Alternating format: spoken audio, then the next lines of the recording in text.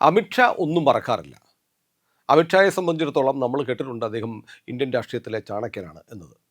തർക്കമില്ല. ഇന്ത്യൻ രാഷ്ട്രീയത്തിൽ അമിത്ഷായെ പോലെ വളരെ വിദഗ്ധമായി രാഷ്ട്രീയ കരുക്കൾ നീക്കി തൻ്റെ പാർട്ടിയുടെ വിജയം ഉറപ്പിക്കാൻ വേണ്ടി അക്ഷീണം പ്രവർത്തിക്കുന്ന മറ്റൊരാളില്ല. പക്ഷേ അമിത്ഷായ്ക്ക് മറ്റൊരു മുഖം കൂടിയുണ്ട്. തൻ്റെ പ്രസ്ഥാനത്തെ, തൻ്റെ നേതാവ് നരേന്ദ്രമോദിയെ ഉപദ്രവിച്ച ഒരാളോടും അമിത്ഷാ പൊറുക്കാറില്ല. അമിത്ഷായുടെ ഇതപര്യന്തമുള്ള ചരിത്രം എടുത്തു നോക്കിയാൽ പക വീട്ടാനുള്ളതാണ് എന്ന് അമിത്ഷാ എക്കാലത്തും തെളിയിച്ചിട്ടുണ്ട്. അതാണിപ്പോൾ നമ്മൾ ബംഗാളിൽ കാണുന്നത്. ബംഗാളിൽ സർവാധികാരിയായി കഴിഞ്ഞ 30 വർഷം കൊണ്ടുണ്ടാക്കിയെടുത്ത പാർട്ടിയെ നയിച്ച് 15 വർഷക്കാലം ബംഗാളിനെ വിരൽത്തുമ്പിലിട്ട് കറക്കിയ മമതാ ബാനർജി ഇപ്പോൾ മണ്ണിൽ വീണ് കിടക്കുകയാണ്. പാർട്ടി ശിഥിലമാകുന്നു. നമ്മളിത് സംസാരിക്കുമ്പോൾ ലോക്സഭയിൽ 28 എംപിമാരും രാജ്യസഭയിൽ 13 എംപിമാരുമുള്ള മമതാ ബാനർജിയുടെ പാർട്ടിയിലെ എംപിമാർ BJPയിലേക്ക് ചേരുന്നതിനെക്കുറിച്ച് ഗൗരവത്തോടെയുള്ള ചർച്ച നടത്തിക്കൊണ്ടിരിക്കുന്നു. ഇന്നലെ ഋതപ്രത ബാനർജി എന്ന് പറയുന്ന റിബൽ സ്ഥാനാർത്ഥിയെ പ്രതിപക്ഷ നേതാവായി അംഗീകരിച്ചുകൊണ്ട് 80-ൽ 60 MLAമാർ തങ്ങളാണ് യഥാർത്ഥ TMC എന്ന് പ്രഖ്യാപിച്ചിരിക്കുന്നു. ചിലരൊക്കെ പറയാറുണ്ടല്ലോ, നിന്റെ തറവാട് മുടിച്ച് അവിടെ ഞാൻ കുളം കോരുമെന്ന് പറയുന്ന ചില ആളുകളെക്കുറിച്ച് നമ്മൾ സിനിമകളിൽ കണ്ടിട്ടുണ്ട്. നോക്കൂ, ബംഗാളിൽ തൃണമൂൽ എന്ന് പറയുന്ന കോട്ട കൊത്തളങ്ങൾ ചവിട്ടിപ്പൊളിച്ച് അവിടെ വലിയൊരു കുളമുണ്ടാക്കാൻ ശ്രമിക്കുകയാണ് അമിത്ഷാ എന്ന് പറഞ്ഞാൽ അതിശയോക്തിയൊന്നുമില്ല. എന്താണ് അമിത്ഷായ്ക്ക് ഇത്ര വലിയ പക?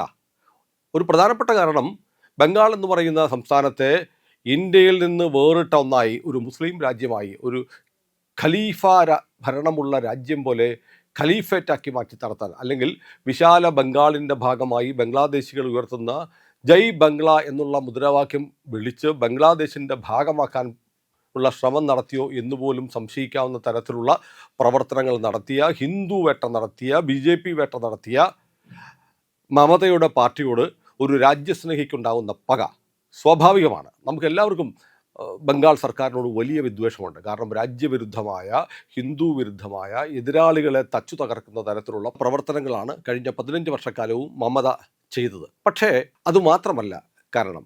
അമിത്ഷാ ഒരിക്കലും മറക്കാത്ത ചില സംഭവങ്ങൾ ബംഗാളുമായി ബന്ധപ്പെട്ടിട്ടുണ്ട്.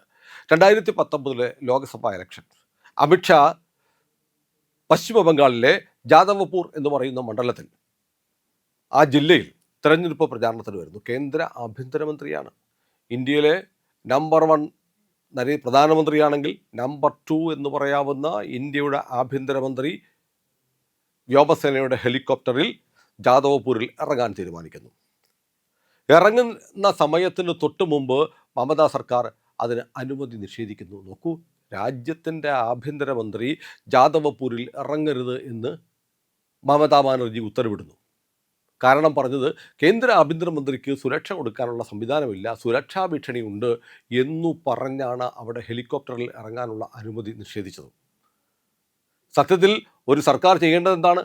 പ്രധാനമന്ത്രിയോ കേന്ദ്രമന്ത്രിയോ കേന്ദ്ര ആഭ്യന്തരമന്ത്രി വിശിഷ്യ വരുമ്പോൾ അവിടെ എന്തെങ്കിലും സുരക്ഷാ പ്രശ്നങ്ങൾ ഉണ്ടെങ്കിൽ അത് ക്ലിയർ ചെയ്യേണ്ടതാണ്. അതിനു പകരം സുരക്ഷാ പ്രശ്നങ്ങൾ എന്നുള്ള മുടന്തൻ ന്യായം പറഞ്ഞ് കേന്ദ്ര ആഭ്യന്തരമന്ത്രിയായ അമിത്ഷാ 2019 ജാദവ്പൂരിൽ ഇറങ്ങരുത് എന്ന് ഉത്തരവിടുന്നു മമതാ ബാനർജി. ഒരു മുഖ്യമന്ത്രി ചെയ്യാൻ പാടുള്ളതല്ല. പക്ഷേ അത് അവർ മനസ്സിലാക്കിയില്ല ആരോടാണ് ചെയ്യുന്നതെന്ന്. പക്ഷേ അമിത്ഷാ വന്നു. അമിത്ഷാ ഹെലികോപ്റ്ററിൽ വന്നില്ലെങ്കിൽ മറ്റു വഴിയിലൂടെ വന്നു. അവിടെ പര്യടനം നടത്തിയിട്ടാണ് തിരിച്ചു പോയത്. പക്ഷേ അമിത്ഷായുടെ മനസ്സിലത് അമിത്ഷാ കുറിച്ചു വെച്ചിരുന്നു. തീർന്നില്ല. 2021 യാസ് കൊടുങ്കാറ്റ് ആഞ്ഞടിച്ചു. ബംഗാളിൽ വലിയ നാശനഷ്ടമുണ്ടായി. പ്രധാനമന്ത്രി നരേന്ദ്രമോദി ബംഗാളിലേക്ക് വന്നു. ബംഗാളിലെ കലേക്കുണ്ടയിൽ ഒരു യോഗം വിളിച്ചു. മുഖ്യമന്ത്രിയെ ഉൾപ്പെടെ സംസ്ഥാന സർക്കാരിൻ്റെ പ്രധാനപ്പെട്ട ഉദ്യോഗസ്ഥന്മാരെ, ചീഫ് സെക്രട്ടറി, DGP അടക്കമുള്ളവരുടെ യോഗം നരേന്ദ്രമോദി വിളിച്ചു ചേർത്തു. പ്രധാനമന്ത്രി എന്ന നിലയിൽ മുഖ്യമന്ത്രി മമതാ ബാനർജി വരാൻ വേണ്ടി അരമണിക്കൂറാണ് പ്രധാനമന്ത്രി കാത്തിരുന്നത്. അരമണിക്കൂർ കഴിഞ്ഞപ്പോൾ മമതാ ബാനർജി വന്നിട്ട് ഒരു ഫയൽ എടുത്ത് മോദിയുടെ കയ്യിൽ കൊടുത്തിട്ട് പറഞ്ഞു, എല്ലാ റിപ്പോർട്ടും ഇതിലുണ്ട്, എനിക്ക് സമയമില്ല, എനിക്ക് വേറെ പരിപാടിയുണ്ട് എന്ന് പറഞ്ഞ് ഇന്ത്യൻ പ്രധാനമന്ത്രിയെ ആക്ഷേപിക്കുന്ന തരത്തിൽ പ്രവർത്തിച്ചിട്ട് തിരിച്ചുപോയി. 30 മിനിറ്റ് കാത്തിരുത്തി. എന്നിട്ട് വന്ന് 1 മിനിറ്റ് പോലും എടുക്കാതെ ഒരു ഫയൽ കയ്യിൽ കൊടുത്തിട്ട് എനിക്ക് വേറെ പരിപാടിയുണ്ട് എന്ന് പറഞ്ഞ് ആ സ്ത്രീ തിരിച്ചുപോയി. ഇത് ഒരുപക്ഷെ മോദി ക്ഷമിച്ചേക്കും. ഞാൻ ക്ഷമിച്ചാലും എൻ്റെ ഗുളികൻ ക്ഷമിക്കില്ല എന്ന് നമ്മൾ സിനിമയിൽ കണ്ടിട്ടുണ്ട്. അതുപോലെ അമിത്ഷാ കുറിച്ചിട്ടു, ഇന്ത്യയുടെ സമാരാധ്യനായ പ്രധാനമന്ത്രിയെ ഇങ്ങനെ അപമാനിച്ച ഈ സ്ത്രീയെ അവസരം കിട്ടുമ്പോൾ കൈകാര്യം ചെയ്യണമെന്ന് അമിത്ഷാ തീരുമാനിച്ചു. അതിൻ്റെയൊക്കെ ഫലമാണ് ഇപ്പോൾ ബംഗാളിൽ നടന്നുകൊണ്ടിരിക്കുന്നത്. തെരഞ്ഞെടുപ്പിൽ ഒരു പാർട്ടി തോൽക്കുന്നത് അസ്വാഭാവികമായ കാര്യമൊന്നുമില്ല. കേരളത്തിൽ ഇപ്പോൾ CPM തോറ്റു, അതുകൊണ്ട് CPMൻ്റെ അവസാനമായി എന്ന് പറയാൻ കഴിയില്ല. CPM അവസാനത്തിലേക്ക് നീങ്ങിക്കൊണ്ടിരിക്കുകയാണ് എന്നതിൽ തർക്കമില്ലെങ്കിൽ പോലും. പക്ഷേ ബംഗാളിൽ സംഭവിക്കുന്നത് അതല്ല. ബംഗാളിൽ തൃണമൂൽ കോൺഗ്രസിൻ്റെ ആളുകൾക്ക് പുറത്തിറങ്ങി നടക്കാൻ പറ്റുന്നില്ല. ഞങ്ങൾ വാങ്ങിയ കൈക്കൂലി മുഴുവൻ തിരിച്ചു തരാം എന്ന് പറഞ്ഞ് തൃണമൂലിൻ്റെ നേതാക്കന്മാർ ഓട്ടോറിക്ഷകളിൽ മൈക്ക് വെച്ച് കെട്ടി അനൗൺസ്മെൻറ്റ് നടത്തുന്നു, ഒളിവിൽ പോകുന്നു. വഴിയിലിറങ്ങുന്നവർക്ക് അത് അഭിഷേക് ബാനർജി ആണെങ്കിലും സാധാരണ മുനിസിപ്പൽ കൗൺസിലറാണെങ്കിലും ഹൂഗ്ലി പോലെയുള്ള നഗരങ്ങളെ അടക്കി ഭരിച്ച ഗുണ്ടാ തലവന്മാരാണെങ്കിലും അതിഭീകരമായ ജനകീയ പ്രതിഷേധം നേരിടേണ്ടി വരുന്നു. ഇങ്ങനെ ഒരു സാഹചര്യം ഒരുപക്ഷെ ഇന്ത്യയുടെ ചരിത്രത്തിൽ ആദ്യമാണ്. തെരഞ്ഞെടുപ്പിൽ തോറ്റ ഒരു പാർട്ടിയെ ജനം പുറങ്കാലിന് ചവിട്ടി പുറത്താക്കുന്ന കാഴ്ച. അതിലേക്ക് നയിച്ചത് അവരുടെ കയ്യിലിരിപ്പാണ്, മതപ്രീണനമാണ്, അഴിമതിയാണ്, കൊള്ളയാണ്, ജനവിരുദ്ധ നയങ്ങളാണ് എന്നതിൽ തർക്കമില്ല. പക്ഷേ അതിനുശേഷമുണ്ടായ രാഷ്ട്രീയ കരുനീക്കങ്ങൾ, രാഷ്ട്രീയമായി ഈ പാർട്ടിയെ അസ്തമിപ്പിക്കാൻ, അവസാനിപ്പിക്കാൻ നടക്കുന്ന നീക്കങ്ങൾക്ക് പിന്നിൽ അമിത്ഷാ ഉണ്ടോ എന്ന് ചോദിച്ചാൽ ഇല്ല എന്ന് രാഷ്ട്രീയ തിരിച്ചറിവുള്ള ഒരാളും പറയില്ല. അതാണ് അമിത്ഷാ. തൃണമൂൽ എന്ന പാർട്ടി അപ്രസക്തമാവുകയാണ്. പക്ഷേ ഇതിനിടയ്ക്ക് BJPയിലുള്ള ചില ആളുകൾക്ക് തന്നെ അഭിപ്രായ വ്യത്യാസം വരുന്നുണ്ട്. അങ്ങനെ തൃണമൂലിനെ നിശേഷം ഇല്ലാതാക്കിയാൽ ഫാൽത്ത തെരഞ്ഞെടുപ്പിൽ കണ്ടതാണ്. തൃണമൂൽ സ്ഥാനാർത്ഥിയായ ജഹാംഗീർ ഖാൻ താൻ മത്സരിക്കുന്നില്ല എന്ന് പറഞ്ഞ് പിന്മാറിയപ്പോൾ മുസ്ലിം വോട്ടുകൾ കൂട്ടത്തോടെ CPMലേക്ക് പോയി. ഇതേപോലെ തൃണമൂൽ ഇല്ലാതായാൽ തൃണമൂലിലുള്ള ഒരു നല്ല ശതമാനം ആളുകൾ BJPയിൽ ചേരും ഉറപ്പായിട്ടും. പക്ഷേ മുസ്ലിങ്ങൾ, പ്രത്യേകിച്ച് ബംഗ്ലാദേശി മുസ്ലിങ്ങൾ വ്യാജരേഖകൾ ഉണ്ടാക്കി അവിടെ തുടരുന്നവർ സ്വാഭാവികമായും ചെന്ന് ചേരുന്ന പഴയ താവളമായ CPMലേക്കായിരിക്കും. CPMനെ അങ്ങനെ വളരാൻ വിട്ടുകൊടുക്കണോ? അതുകൊണ്ട് തൃണമൂലിനെ നാമാവശേഷമാക്കേണ്ടതില്ല എന്ന അഭിപ്രായം ബംഗാളിലെ BJP ഉണ്ടായി വരുന്നുണ്ട് എന്ന് കേൾക്കുന്നുണ്ട്. ഏതായാലും അമിത്ഷാ പ്രസംഗിച്ചിരുന്നു, ഉത്തരാഖണ്ഡിലെ ഗംഗോത്രി മുതൽ ബംഗാളിലെ ഗംഗാ സാഗർ വരെ ഒരു കൊടി പറക്കണം, താമര ചിഹ്നമുള്ള BJPയുടെ കൊടി പറക്കണം എന്ന് പറഞ്ഞത് ഇപ്പോൾ യാഥാർത്ഥ്യമായിരിക്കുകയാണ്. ബംഗാൾ അങ്ങനെ BJP പിടിച്ചെടുത്തിരിക്കുന്നു. ഗംഗ ഒഴുകുന്ന നാട്ടിലെല്ലാം ഇനി BJPയുടെ ഭരണമാണ്. പക്ഷേ ഇതിൻ്റെ പിന്നിലുള്ള ബുദ്ധി എന്ന് പറയുന്നത് അമിത്ഷായാണെന്നതിൽ ഒരു തർക്കവുമില്ല. പക വീട്ടാനുള്ളതാണ് എന്ന് ഒരിക്കൽ കൂടി അമിത്ഷാ തെളിയിക്കുമ്പോൾ നമ്മൾ വേറെ ചില കാര്യം കൂടെ ഓർക്കണം. അമിത്ഷായെ ഗുജറാത്ത് ആഭ്യന്തരമന്ത്രിയായിരുന്ന അമിത്ഷായെ ചിദംബരം കേന്ദ്ര ആഭ്യന്തരമന്ത്രിയായിരിക്കുമ്പോൾ തീഹാർ ജയിലിൽ അടച്ചു. സൊഹ്റാബുദ്ദീൻ ഷെയ്ഖിൻ്റെ പോലീസ് ഏറ്റുമുട്ടൽ കൊലപാതകവുമായി ബന്ധപ്പെട്ട് ഉണ്ടായ കേസിലാണ് ആഭ്യന്തരമന്ത്രിയായിരുന്ന അമിത്ഷായെ ചിദംബരം കേന്ദ്ര ആഭ്യന്തരമന്ത്രി മുൻകൈയെടുത്ത തീഹാർ ജയിലിൽ അടച്ചത്. കള്ളക്കേസായിരുന്നു. എന്നിട്ട് കോടതിയുടെ വിലക്കും വാങ്ങിച്ചു കൊടുത്തു ചിദംബരം.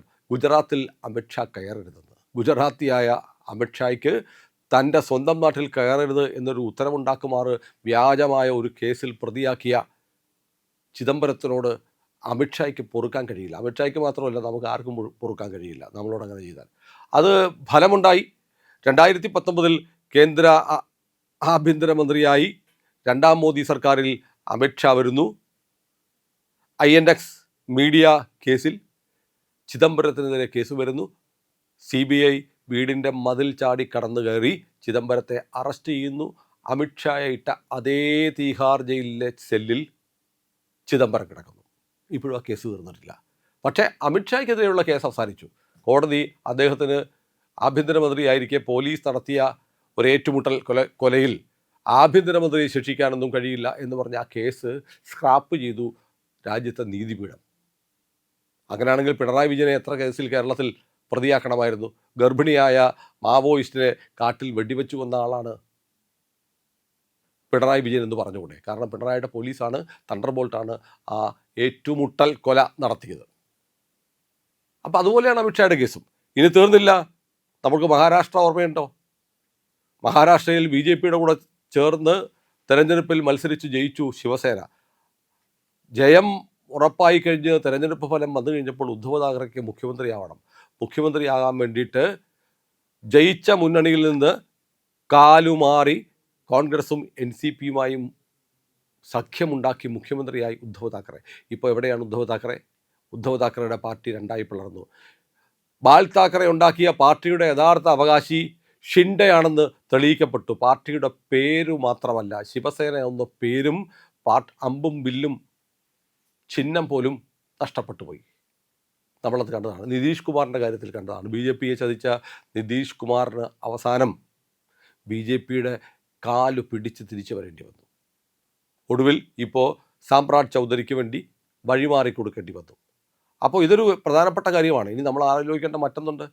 തൻ്റെ പ്രിയപ്പെട്ട നേതാവായ നരേന്ദ്രമോദിയെ ആക്ഷേപിക്കാൻ വേണ്ടി എല്ലാ കള്ളന്മാരുടെയും പേര് എന്തുകൊണ്ടാണ് മോദി എന്നായിരിക്കുന്നത് എന്ന് രാഹുൽ ഗാന്ധിയുടെ വിവാദ പ്രസംഗം ഓർമ്മയില്ലേ?